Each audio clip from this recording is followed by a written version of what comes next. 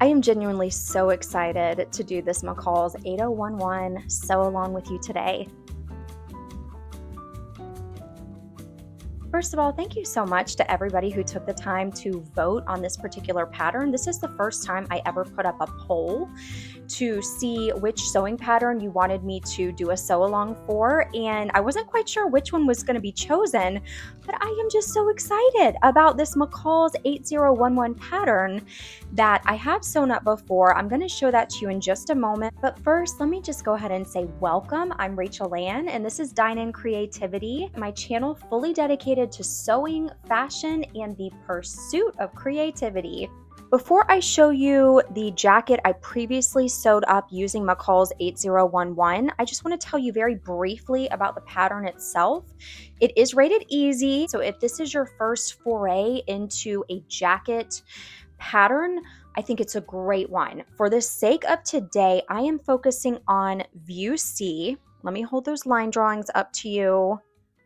However, no matter which view you want to sew up, the tweaks to make each view are fairly minor. So it's very easy if you want to do view A or view B instead. The suggested fabrics for this one are denim, twill, chino, and faux suede. The notions that you're going to need for view C, 9 3/4 inch buttons, and or any kind of assorted appliques that you want to throw on the jacket. We're also going to need fusible interfacing. Let me go ahead and also show you the view I previously did, just so you kind of have an idea on the fit and then the modifications I made. Okay, so before we get started with everything, I always personally find it very helpful to kind of see a couple finished products, or at least one, prior to sewing something up. So I'm going to share two of these versions. It is a fresh day. I'll explain here in a second why it's a fresh day when I'm filming, but this is one version that you may recall I used a faux leather, pleather type material to make the cropped version of the jacket. I believe that's view A. I omitted the pocket, so that's just an option for you if you want a more streamlined version, or you're using a fabric that would be more beneficial just to kind of leave it flat fronted or without the pockets. And what I quickly realized, let me get the second version I sewed up, is that this second version, which was going to be the entire sew along version, I was making too many tweaks to it because this, if you recall, is actually a huge, I call them body scarves. It was a Steve Madden body scarf. But this version, I followed that pattern to a T. It ended up being the kickoff for my own personal winter sewing makes. And so I just want to detail and show you what this finished product will look like. Some of the modifications I did is choose to use a different fabric entirely, but I love the way it turned out. The contrasting collar, the bottom cuff. Also, there was a little part right here at the collar that, going through those instructions, I was able to really get it down pat. So now we are going to have a very streamlined sew along because I just sewed this thing up this weekend. As you can see, this is a great depiction here. The sleeves have two pieces to them, so that is also a fun added detail. There is a skinnier piece of the sleeve that if you want to also do the contrasting kind of fabric like I did, you can, and it just adds a little something to it. I also used much bigger buttons, and the reason I'm going through all of this with you now is to let you know this is a great jacket to just make your own. Last but not least, for the yellow jacket that I just showed you, the faux leather jacket, I did not extend the pattern bodice at all. For this one, I added about 2 inches on either side, but cut out my standard size. Reason being, I wanted it to be boxy and slightly oversized. So if you find that you want more of an oversized jacket, for me, this sweater material just would work so much better over a sweater when it gets really cold outside.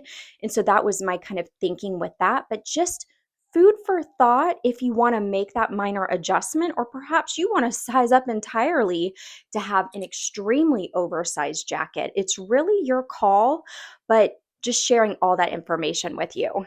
Last but not least, I am going to share with you this beautiful black and white plaid flannel fabric that I'm going to be working with today. This is going to be almost like a shacket style. We are going to interface certain sections of this pattern to kind of give it a little more structure. So make sure you have your fusible interfacing. But I think this is just going to be so pretty for fall and for early winter, and then throwing a big jacket on top of this one if need be. So the options really are endless. You could even use denim, twill, like we talked about. Corduroy, I think, would be absolutely stunning. So enjoy picking out your fall and or winter fabric, and let's get to it. So step one, go ahead and cut your pattern pieces out and then run a very light iron over top of them just to get out all of the wrinkles. We're not going to go to town with the iron, but we're going to make sure all those pattern pieces are nice and smooth. And then we will cut out our 9 pattern pieces of the fabric to get ready to start sewing. And don't forget to also go ahead and cut out your fusible interfacing as well.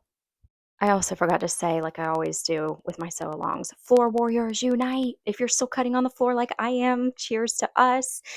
Hopefully this may be changing soon for me in the nearish future with the sewing space, but for now, we're gonna make it work.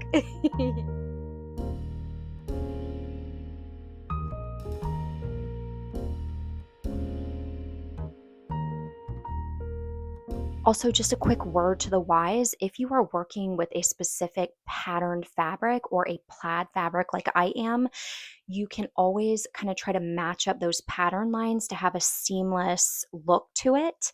This is not a necessity, but it's just food for thought, something for you to think about. If you're using an all solid fabric, no worries, just get to cutting, but just want to throw that in there if it is something that you are doing and or wanted to do.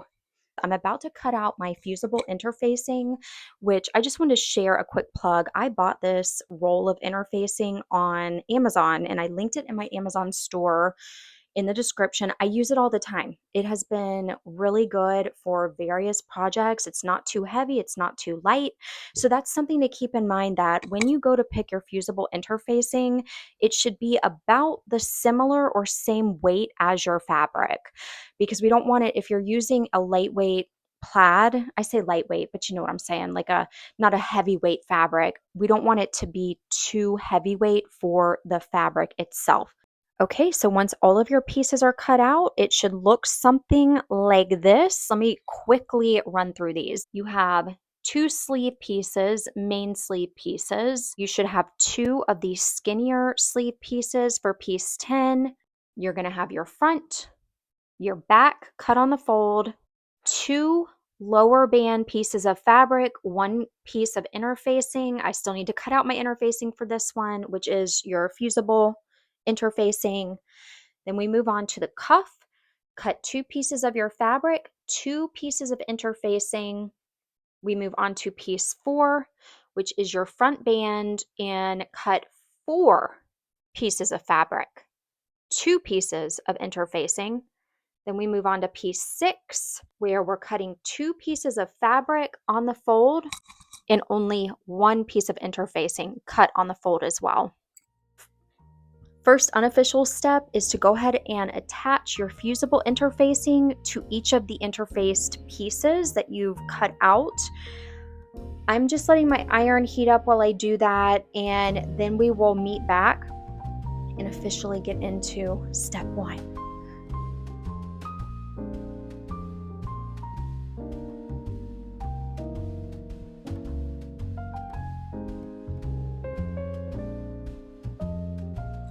The prep work and sewing, it's real, isn't it? Okay, now that we've done all of that back end work, we are officially ready to get started. So if we look at the instructions, we're going to actually skip to step 10, which tells us this is for views A, B, and C. Unless you sewing want to add the pocket, which you can, totally your choice. Step 10. We are going to turn in our seam allowances on the long notched edge of our interfaced front band. Press and then trim that pressed seam allowance to 3/8 of an inch. This will be the facing. I'm about to show you how we're going to do this. Let me go ahead and point out, if you look very closely at the directions here, we are seeing that there are our little polka dots on piece 4, which tells us that this is our interfacing. This is our sewing information fabric key. So we're going to be taking our 2 front band pieces, the 2 polka dots, and folding them over our 5/8 seam allowance. This is what it should look like. You should have your 5/8 seam allowance pressed down, and then you can go back and trim ever so slightly to get it down to about 3/8 seam allowance. We're just gonna make it a little bit smaller so that there's not as much bulk when we eventually fold that facing over into your jacket or, you know, plaid shacket of sorts.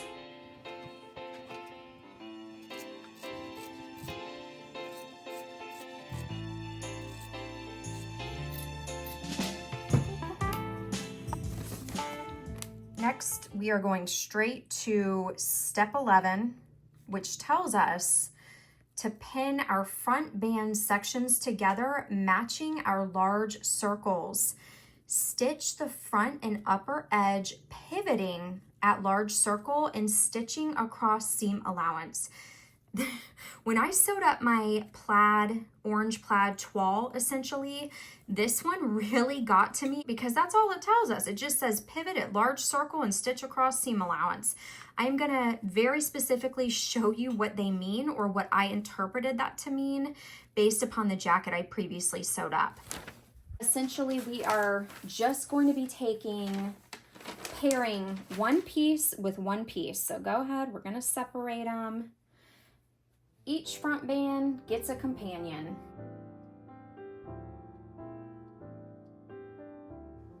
Let me go ahead and show you. This is how it should be lined up here. We need to have our seam allowance pressed edges with the excess of the other piece of the front band hanging out here on both sides, because eventually this is going to be sewn on and create a really pretty clean finish. So for now, this is what it should look like. Everything should be lined up. Just make sure your 2 seam allowances are on the far left and the far right. And yes, it is okay. We want that excess to be hanging because we're going to do something with it here in a little bit. Okay, so as you can see, I went ahead and marked my little blue dot here. If you can see that blue dot right here. And I'm gonna walk you through stitch by stitch. This is where it gets a little confusing, or it did for me. So if you're confused, no sweat, we're gonna work it out. Stitch from the top of your front band down to the circle only right now. We're gonna go to that blue dot, pivot the entire piece of fabric. That's what they mean, just swing it on. And I'm starting with the left front band. It's actually the right front band on the top, but for all intents and purposes, when you're looking at it on the ironing board, I'm starting with the left-hand one. And then we're gonna stitch across to our seam allowance, which I'm just gonna make mine 1/2 inch basically. Stitch all the way down. I didn't pin mine, but this fabric doesn't really slip, so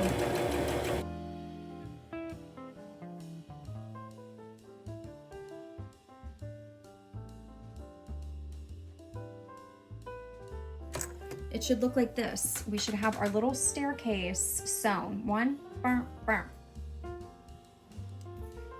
Our next thing is they want us to trim diagonally, and then also you're gonna wanna just cut right here. Make sure not to cut your stitch, but cut as close as you can, because we're gonna turn this out. And I'm preemptively, I'm kind of doing this sooner just to kind of illustrate. I even go through, I trim this as well. just to keep it nice and clean. Okay, so that's our staircase. This is eventually going to be tucked up underneath our collar. I'm telling you,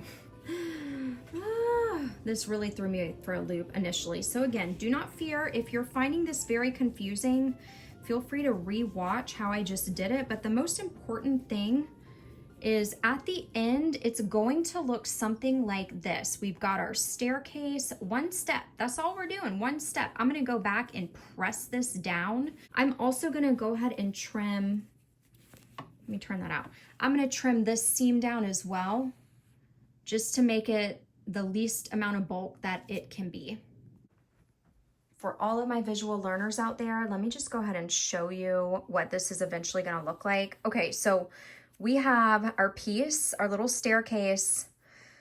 What I learned in sewing this toile was the collar is eventually gonna go over, it's gonna be sewn onto this other staircase piece right here, and then it is going to jut out ever so slightly as our button, to be our button placket, essentially.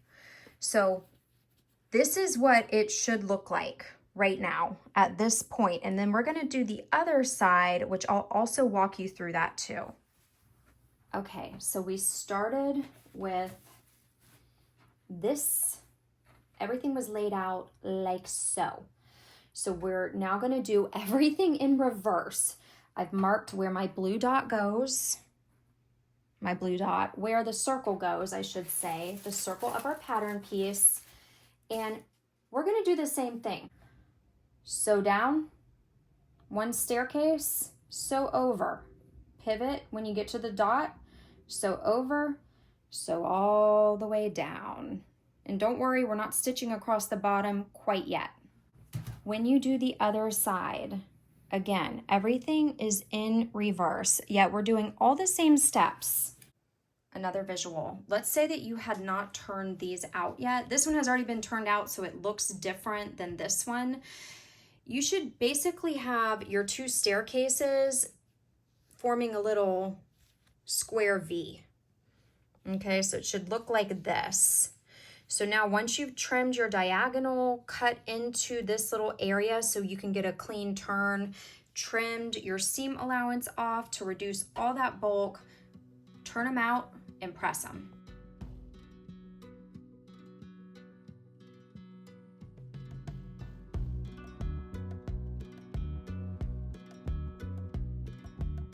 Yay, we got through steps 10 and 11 at this point. Basically from here, it's gonna be pretty smooth sailing. Now remember, you're gonna have an excess overhang and we're gonna keep that, we're not gonna trim it. And let me just point something out to you. Now you may be wondering, wow, these are two different links here.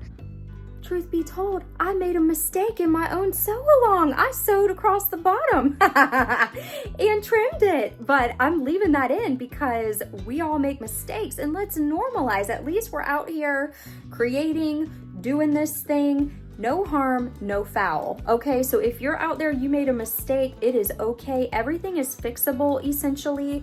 But for the sake of right now, we do want to make sure that these two pieces look like mine and have our little staircase V shape, because again, this is going to be tucked up underneath the collar to secure the button placket. It's actually really cool. It's a great little puzzle piece on how that works out.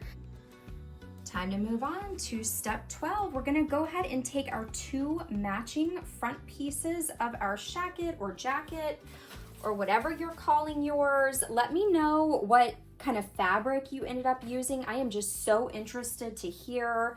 Okay, I'm gonna move to the floor. All right, so step 12 tells us, well, we've already done that. You should have already turned it and pressed it. Now we are gonna pin our front bands to the front, keeping the pressed edge of front band free. Stitch, trim, press seam towards front band. This is the part right here to keep in mind, keeping pressed edge of front band free. So basically it is gonna look something like this. We need our staircase pieces to line up here like so. Let me go ahead and zoom in for you. Oh my, okay. I'm using a different tripod right now. Okay, so we're gonna line it up like so. The only thing that we are sewing is right here, all the way down, and we're gonna keep our pressed facing free. So that's it. Sew down on either side, 5/8 seam allowance, pressed edge free. Don't sew this part down too.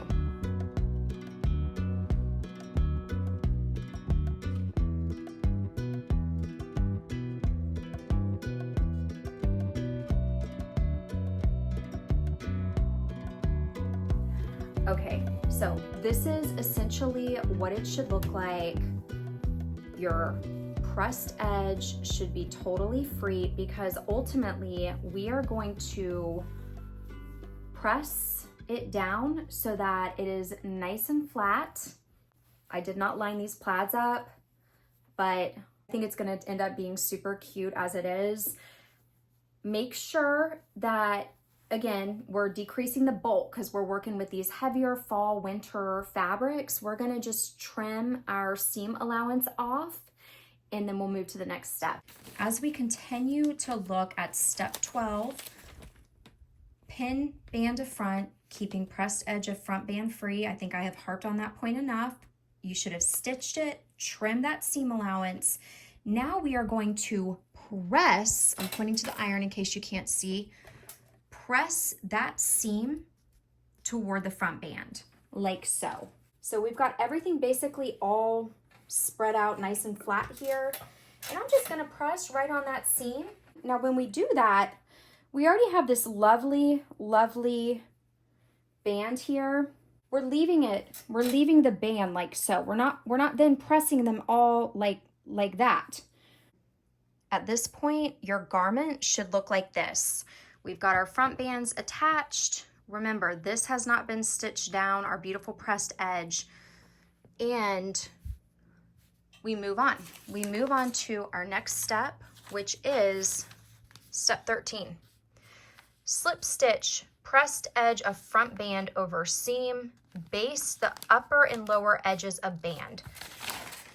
So essentially, they want us to do a basting stitch right here just to kind of hold everything in place. Remember, we're going to be attaching our, I want to say trim, that's not the right word, it's escaping me, our lower band. We will eventually attach our lower band. So just to hold everything in place, do your basting stitch here. This is where you're going to do your basting stitch, just right here along the top, because again, our collar piece is going to go all up here. Typically, when you slip stitch, that is hand sewing these two pieces together so that it's invisible from the front. I'm going to just tell you what I do, okay, for better or worse. I actually stitch in the ditch. This is what I did for this little number over here. I stitched in the ditch. And so I'm actually, because the way it's set up, this is going to create a small overhang. And by the time it's sewn, it will sew my rough edge onto the garment. There'll be a small overhang, and then we'll go back and top stitch it. But yeah, I'm gonna stitch right down here in this ditch just to secure mine. Definitely, that's another option if you feel comfortable doing so. But if not, then you can just hand stitch and slip stitch it like so. There are some great YouTube tutorials out there. I'm going to go back and press this towards this so that everything is caught neatly under, and then I'll show you what it looks like when I am done. And then we're going to move into edge stitching the long edges of the front band, as well as top stitching, which to me is always so much fun. See, when you stitch in the ditch, you can't see it from the front, and then on the back side, it just creates like a nice little seam. Yay, step 14, here we come. So now we're gonna edge stitch the long edges of the front band, edge stitch upper edge of front band to circle, top stitch upper and long edges of front band. Edge stitch is where we basically stitch very close to the edge, 1/8 inch. We're basically going to be stitching very close to our seams for that edge stitch. And then you're gonna add a top stitch along the upper and long edges of the front band. Upper and long edges of the front band, okay? And when they say the long edges of the front band, they're just referring to these long edges. So do an edge stitch on the long edges, and then we're gonna go back in and do a top stitch.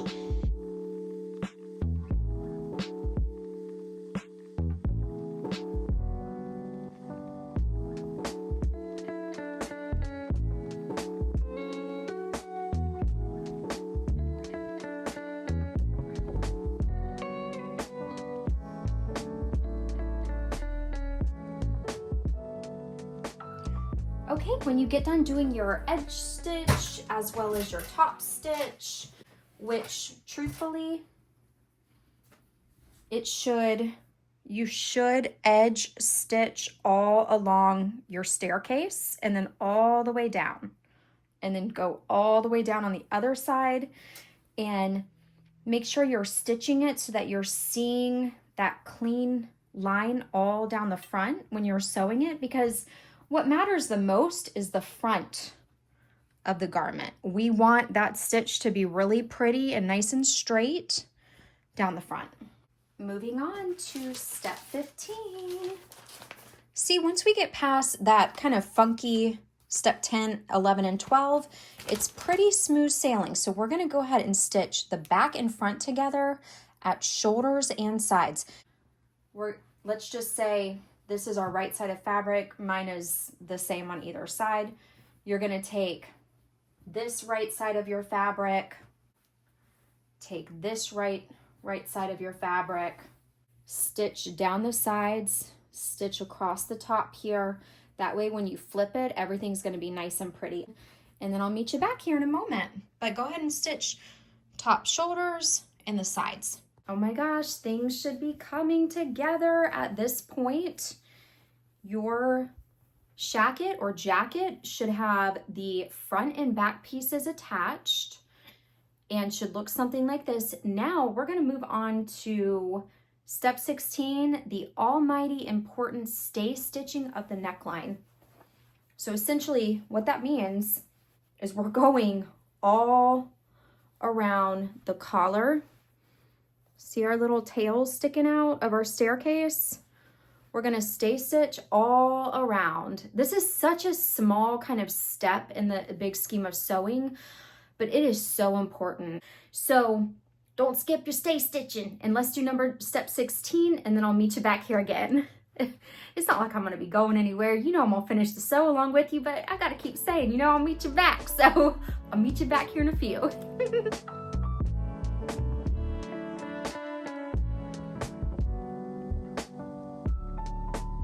This is probably a great time to just do a quick try on and make sure that your piece is fitting the way that you want it to. That stay stitch is gonna help your neckline. I see these threads I need to trim.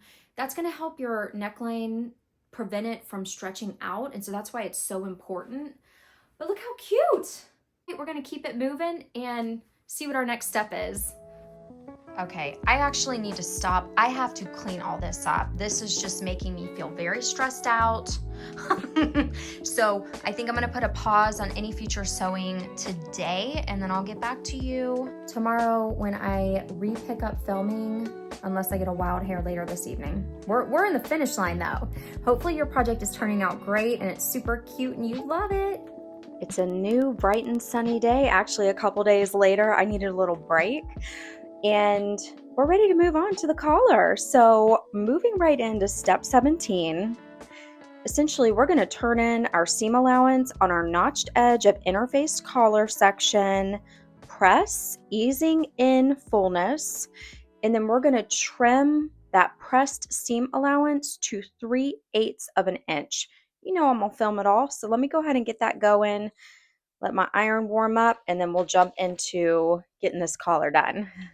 If we check out our pattern pieces, we've got our notched edge, which is laying right here on the ironing board. If we look at our fabric key, we've got our interfaced piece face up. So I'm gonna go ahead and flip this. Again, this needs to be our interface piece. So here we have it.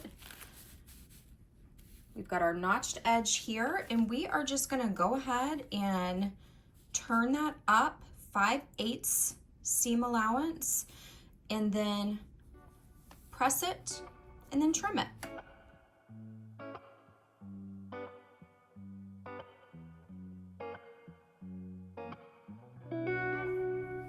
All right, so your collar should look something like this at this point. Your seam allowance should be nice and trimmed. And we are ready to move on to step 18, where we will stitch our collar sections together, leaving our notched edge open. So basically, we're gonna take our two pieces. This is our notched edge here. We're gonna leave it open. We are not sewing this piece right here. We're gonna sew from the sides all the way around. But again, we're leaving this free. This nice pressed edge that we just did free. We're not sewing the bottom.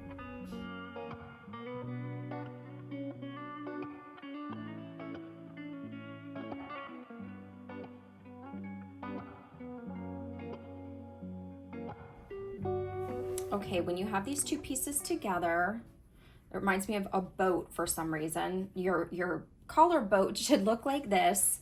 Go ahead and trim down your seam allowance, and remember, this should be free. And once you trim it down, we are gonna turn it out and press it. Get it nice and crisp, nice and flat. Get the seam lines right here nice and flat. And then we'll move to our next step. And when you're turning it out, you might want to use a little tool that helps the point to be nice and pointy, because essentially this is our collar that's going to go around our neck. So we want a nice crisp little corner here, and that's why it's so important to trim it. In fact, I'm going to double check mine. Yeah, I'm going to get really close and just trim those little edges there, just to make sure I get the point I want. Nice crisp point. All right, I'll meet you back here in a sec. All right, so if we look at step 19, the next step is to pin our collar to the neck edge of our jacket, clipping the jacket neck edge where necessary. This is just gonna help it to better lay and curve in terms of the clipping. We're gonna stitch keeping pressed edge of collar free. We'll then go back and trim that seam allowance from where we just sewed it, and then press the seam towards the collar. Just to take it a step further, as we see here, this is our right side of fabric should be faced up. So we're gonna go ahead and take this right side of fabric facing up, and this is what will be sewn down. As we are moving on into step 19, the best way I can depict this is if you have your nice pressed edge here on your collar, just go ahead and lay that flat on your pinning surface, whatever surface you're going to use to pin it. We are going to pin that to the right side of our fabric. So here are my French seams. Those are going to be on the interior of my garment.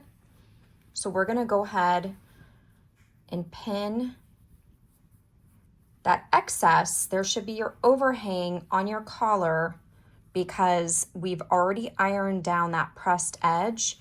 So we're going to take that overhang, which effectively, once we sew that, this beautiful pressed edge will then flip and more or less be like this. It will cover up that seam.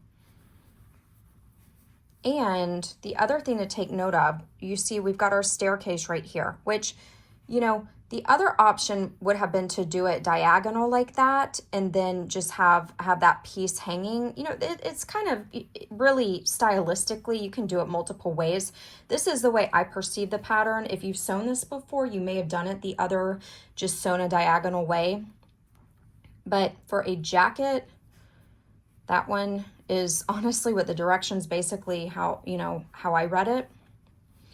And we're going to just pin all across your jacket. Go ahead and pin that piece down. Remember, we're leaving this free because eventually we're going to go back and slip stitch all across just so everything is nice and neat and tidy, which always makes me so happy. So we'll get pinning. Now we're just going to sew all along our back neck edge. Again, this collar with our beautiful pressed edge should be free. We're just focusing on sewing this piece for right now. I love sewing so much. I mean, case in point. Oh, it makes me so happy. Okay, so at this point, your collar on the outside should be attached. So we should have sewn the overhang down. On the interior, you should have this little floppy piece with our nice pressed edge. And what we'll do is go in and trim this. I added pleats in the middle back of mine because why not? You know, I just like to have fun. And I didn't share it previously because I didn't want to add any confusion or for you to see mine and think, oh, am I supposed to do that? So, but it is just a little option you can do. I don't know. I just want to add a little something just for fun. But the next step, back to business. The next step is to trim our seam allowance down and then slip stitch these two pieces together so that from the interior, everything is nice and clean and sewn down. I hope yours is turning out great, and we'll meet back here in a little bit.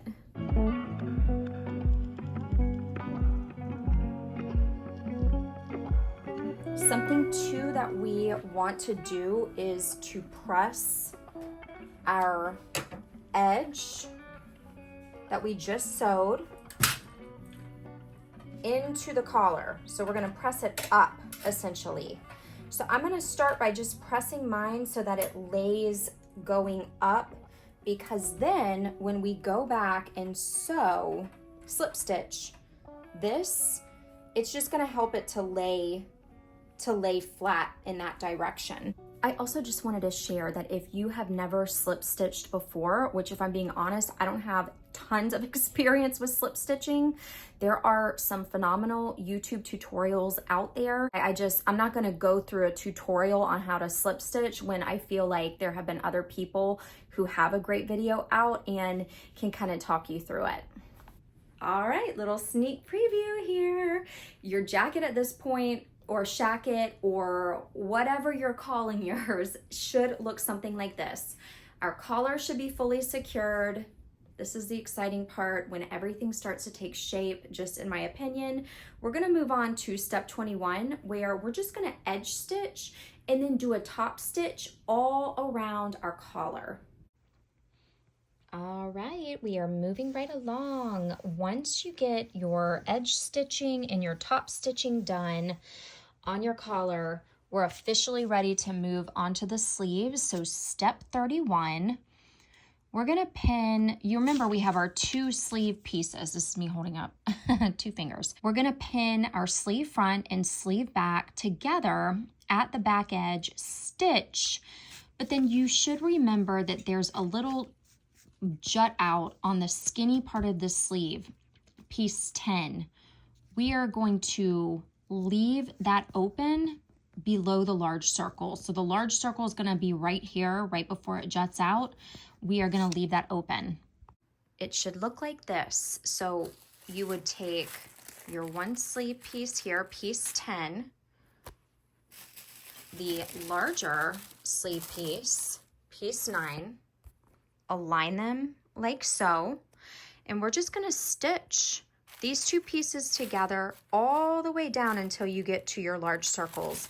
So essentially this is just right where our overhang is. We're gonna stop right before that because eventually we are gonna do a narrow roll to hem and make a cuff here. So we'll get stitching.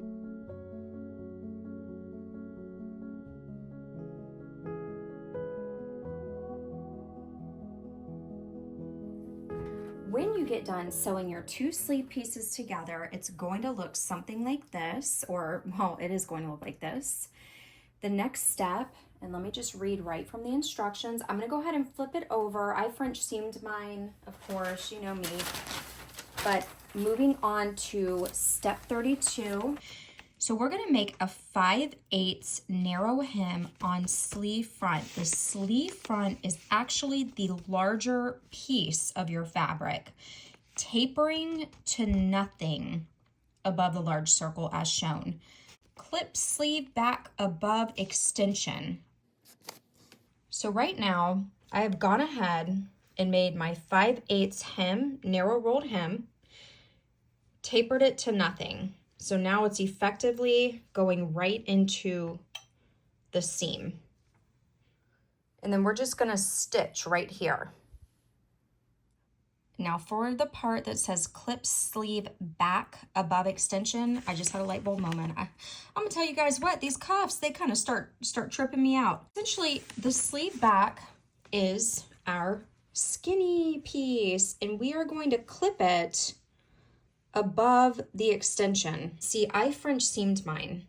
So what this would mean for you is to clip it above the extension on your seam. And we're gonna do that, mine's gonna work out, you know, but we're gonna do that basically so we have some more freedom to then work with this piece. So go ahead and clip right above your extension.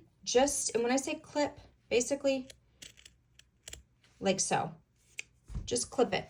As we move on, so let's say that you clipped your sleeve back above the extension, which again, your sleeve back is that skinny piece, and you're only doing that, so technically yours should have a raw edge seam right here unless you overlocked it or did your zigzag stitch, and you're gonna clip it inward. Then we're going to go on to step 33, which tells us we're gonna turn under 3/4 of an inch on the sleeve back extension below clip. Then we are going to turn in 1/4 inch on the raw edge. Stitch below large circle, keeping sleeve front free. All right, so I'm gonna go back and measure this to make sure it is precise as it can be. But basically, 3/4 of an inch, this is close, you know, I'm gonna go back and check, but that's almost an inch. Then we're gonna go in, turn it under 1/4 of an inch and stitch it. Stitch it down so that these raw edges are under. I'm gonna go ahead and do these next steps and then I'll show you. So the main point is that there needs to be an overhang, and this is our sleeve extension essentially, so that when you're wearing the garment, this is closed, as you can see. So the next step, step 33, is to baste. See how this bottom sleeve part overhangs the other one? We want that. And we're just gonna do a little basting stitch right here because when we sew the cuff on, we want it to remain like this so that when your arm is straight out, this is not wide open. So just make sure that, and it'll naturally want to do that, have that nice overhang because this was the extra piece. And then we're just going to baste right here.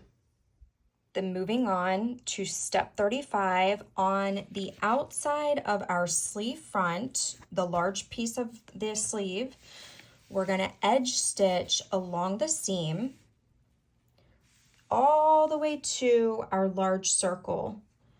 Then we're going to go back and we're going to throw a top stitch in, to the large circle, pivoting at the previous stitching. Then as the secondary piece of step 35, we're going to ease stitch the upper edge of the sleeve between the circles. This is going to help us to really be able to insert our sleeve in and have it fit really nicely. So you should have your edge stitch, your top stitch. I think what happened with mine is because I did the French seam, it really kind of mangled this up. Something kind of weird happened for mine, but I'm gonna stick with it, you know, and just keep it moving, because we will end up having a cuff put on and kind of go from there. But yeah, something with this, when I clipped mine, I did not clip it enough because it's not perfectly flat. Maybe I'm just being too picky. I don't know, but something for mine feels a little off, yet everything is intact. You know, we've got our overhang underneath. You know, that part kind of helps to keep it stay closed because it's excess fabric. So hopefully you're getting that same result. And we're gonna move on. We're gonna ease stitch the upper edge of sleeve. Also, if you haven't done so already, make sure that you're also doing your other sleeve too. So I'm gonna actually stop what I'm doing with this sleeve and I'm gonna do my other sleeve before I move on. I just had another light bulb moment and I wanted to share with you. Sewing mechanics, that's what it makes me think of. Okay, it all clicked. The reason that I think they wanted, instead of us doing a narrow roll to hem on the back of the sleeve, is that the fabric then, because of us folding it over 3/4 of an inch and then turning it under 1/4 of an inch, it naturally wants that fabric to then lay like this. That way, boom, from the outside, look at that. Look at how clean it is. That it almost forces it. And this one, guys, my French seams messed me up. So hopefully when you clipped it, it almost let that fabric release to be able to turn. And then therefore now this wants to lay really pretty. Ah, okay, perfect. I love a light bulb moment, and it just clicked. So hopefully it clicked for you too. All right, so this is sleeve 2, and I just want to show you, do you see how the mechanics of those steps make our front portion of the sleeve naturally want to lay flat over the back? I have to put the puzzle pieces together. I need to know the why behind why something needs to do what it does. It just helps me learn so much better. Can you relate? Are you like that? So now I'm just finishing up this second sleeve. I need to move on. Okay, I need to quit talking about it to you. I really hope it's going great for you.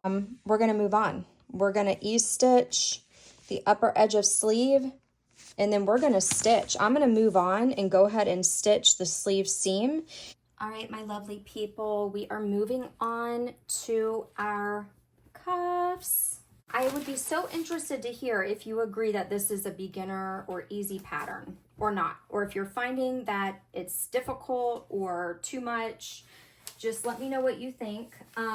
Okay, so if we look at step 37, we're gonna turn in seam allowance on unnotched edge of cuff, press, and then trim our press seam allowance to 3/8 of an inch. We have done this many times throughout this pattern, and so we know how to do that, don't we? Our next step is to pin the cuff to sleeve. Once you have finished pressing the edge of your cuffs, trimming it to 3/8 seam allowance, and we are going to match the large circles to the opening edges and square to seam. Stitch, trim, press seam towards cuff. All right, let's do it. Okay, I'm gonna try to film this the best that I can. All right, I'm just gonna reference this. Pin cuff to sleeve, matching large circles to opening edges. So basically, we're taking this, we see on our fabric key, just to walk you through, it actually helps me, despite the redundancy I'm sure that this video yields, it helps me to go through each step like this. This is our interfaced piece, the polka dots equal interfacing, and so we are just literally going to match up the dots and the dots. Essentially, you should have an overhang. You should have an even overhang on both sides. Once you have everything nice and pinned like so, we're just gonna sew right around the edges our 5/8 seam allowance.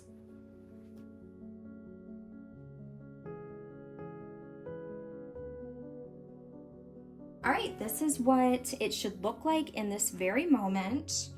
Go ahead, and our next step is to stitch. We're gonna trim that seam allowance and then press that seam towards the cuff. I'm gonna actually turn mine inside out to do this. You know what, just to be on the safe side, let me do this real quick. Just when you're cutting it, to make sure you don't accidentally cut something you're not supposed to, I just like to do that. Trim that seam down.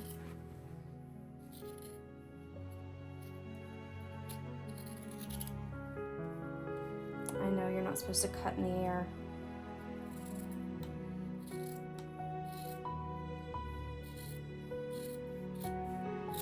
All right.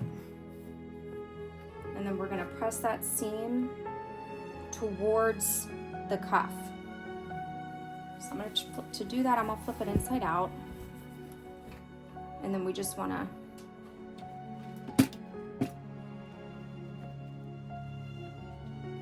press it up.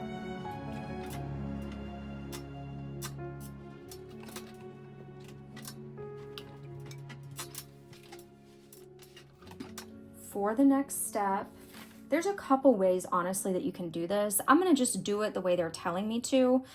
So let's say, and let's go ahead and put sleeve right side out, which we can tell by our fabric key.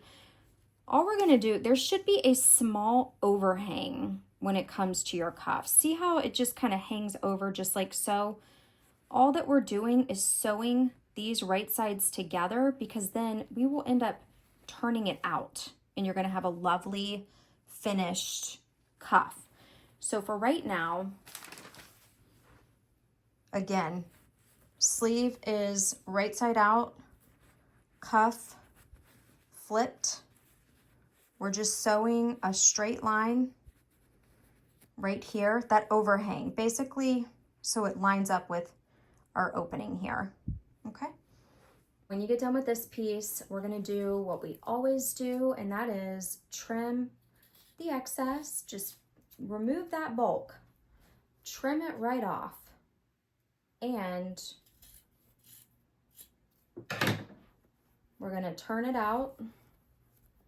And this is where you may want to use your turning tool if you have one or feel like you need one. You can always use a paintbrush, like a little skinny oil painting paintbrush, or even an electric pencil, a mechanical pencil, without the lead out. But I just did it with my hands, and voila, you're gonna have your beautiful cuffed edges. Look at this. Now that's a cuff on a shirt, okay? All right, I am so proud of you. Just to let you know, if you have stuck with me this far and you're working on your project and you're almost done like I am, isn't it just the best feeling? It really is a nice feeling of accomplishment, but we're not done yet, almost. So now we are on step 40. We've turned it, we're gonna press it, and then they want us to slip stitch the pressed edge of cuff over seam. On outside, we're gonna edge stitch and top stitch all the edges of the cuff. So it's gonna give it that really clean, pretty feeling and look. Alas, my lovely people, we meet another day. I am loopy at this point, but we are gonna finish this pattern. and I'm excited to do so. So at this point, we should have our sleeves done. And one of the most important things to note at this point, so we're gonna put our ease-stitch in. This is basically just a little, it kind of seems like a gathering stitch, but it's gonna help the sleeve to fit perfectly inside of our bodice. So go ahead and put your ease-stitches in, sew the sleeve to the bodice of your pattern. However, we need to make sure the sleeves are gonna be sewn on correctly. Keep in mind, the large part of the sleeve should be on the front and the back part of the sleeve should be on the back. Now, I know that that's very straightforward, kind of common sense, but just as a little reminder, because if I'm not mistaken, I have sewn a sleeve on wrong before myself. And so just to avoid anybody having to rip it out and redo it, I just want to put that out there.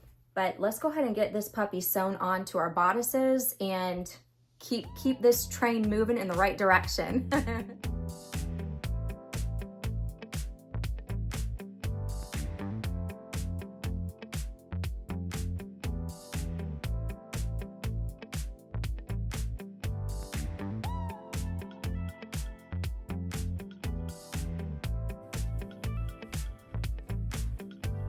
This is what your jacket should be looking like. Let me go ahead and get talking about the next final few steps, and that is we're gonna attach our lower band. Step 43. We're gonna do our technique that we have been doing throughout this entirety of the sew along for step 43. We're gonna turn in the seam allowance on our unnotched edge of interfaced lower band. So go ahead and grab your interfaced lower band, and we're gonna just turn it over our 5/8 seam allowance, press that down to give us that beautiful clean edge, and then trim away that seam allowance down to 3/8 of an inch. All right, so as we move into step 44, I'm gonna be honest with you, I actually opted to not do this finishing on this side.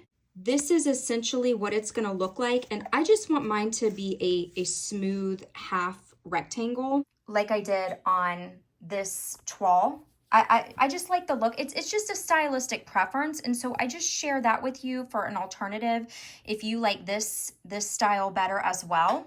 But if you want to opt for exactly as it tells you to do, you're just going to basically follow the end and do your 5/8 seam allowance just as the pattern is at the very end of that tie. And just for an abundance of clarity, you're just going to do your 5/8 around just like that.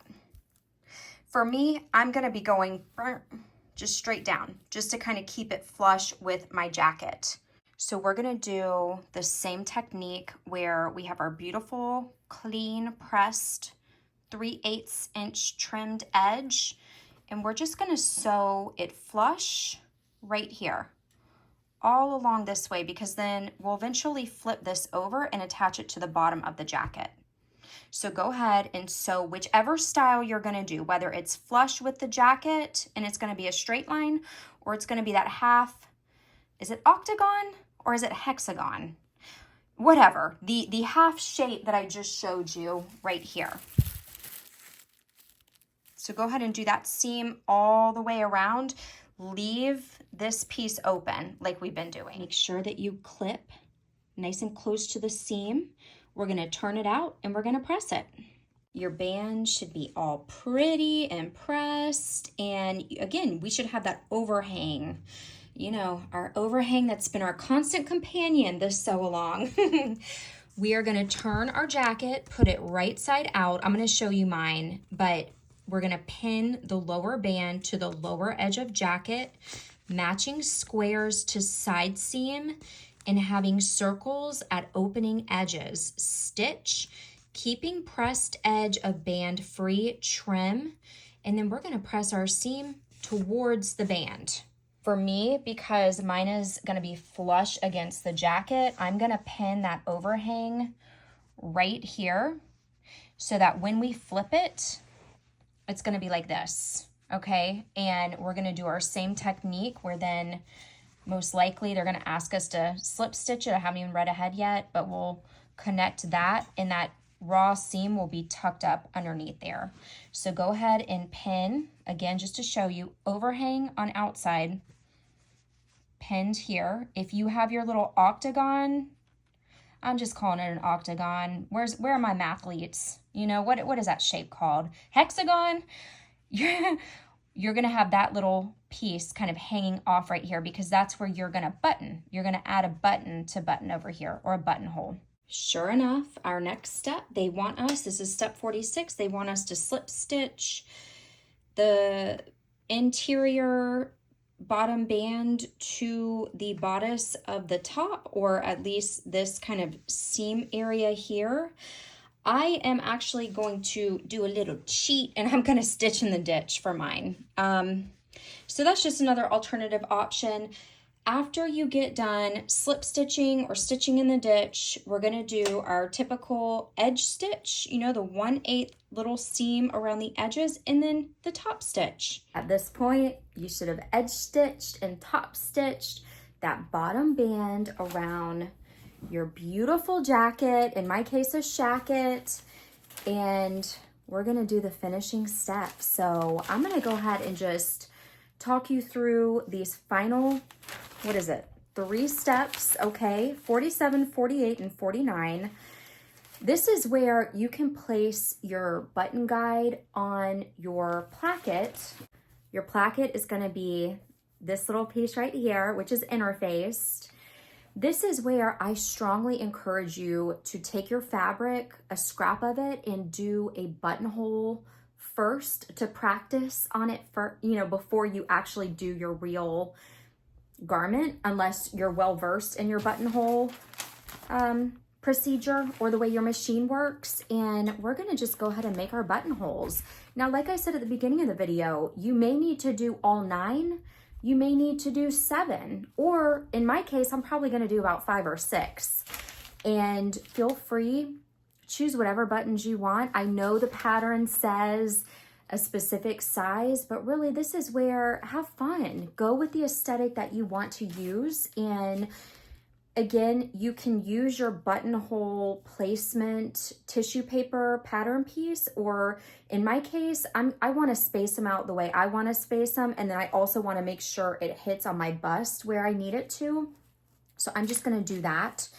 Then essentially step 48, you're going to sew your buttons on, and step 49, we're going to make our buttonhole at the cuff. So go ahead and you'll mark on your cuff where you want your buttonhole to be, essentially, and sew button to cuff at marking. So not only are we doing our buttonholes down the front button placket, depending on the size too, just a word to the wise, depending on the size of the buttons that you choose and the aesthetic, your vision, you may want to do 2 small buttons. You may want to do 1 large button, but definitely have fun with it. Play around and figure out which style you want to do. Every machine is different, so I'm not going to walk you through the tutorial on how to make buttonholes with my brother's XM2701 sewing machine. If you've never made a buttonhole, again, do your practice buttonhole first on a scrap piece of fabric. And then YouTube has a wealth of different tutorials for a variety of different machines. And then the next time that you see me, I will be modeling the finished jacket product. I'm so excited. I can't wait to hear how yours turned out. Please feel free to let me know because I'm just so excited. Happy fall sewing. I feel like this was such a fun project to do, and overall I am extremely happy with McCall's 8011 jacket pattern.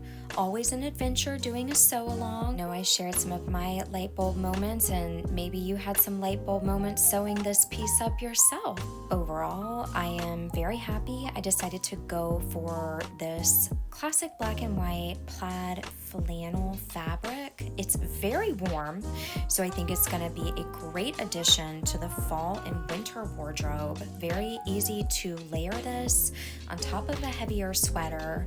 I did go with the caramel brown buttons just to kind of switch it up and not be so matchy in terms of using black or white buttons. And that's the beauty of sewing, is we all get to pick things that we enjoy and make us feel happy. As always, I hope you're taking great care of yourself. Happy fall sewing and creating, and as always, be well.